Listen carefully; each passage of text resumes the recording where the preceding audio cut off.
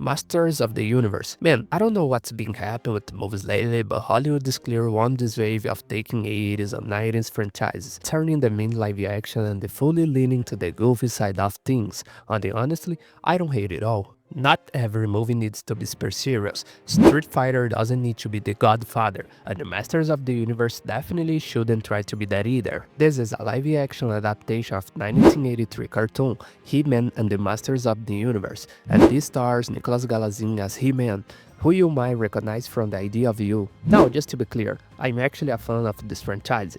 I've known He-Man for years and familiar with the characters, the world, and the legacy behind it, so I'm not watching this trailer as total outsider.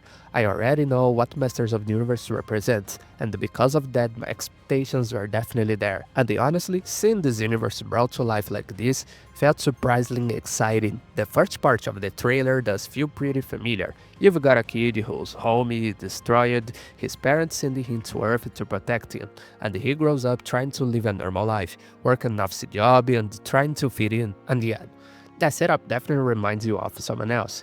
But once the trailer hits the final stretch, that's where it really won me over. The last 60 of this trailer is just pure fun. This movie isn't just cartoony. It's cartoony in the best possible way. Battle Cat looks genuinely intimidating, and the CGI on him is seriously impressive. Skeletor, on the other hand, is absolutely insane. Honestly, he looks phenomenal.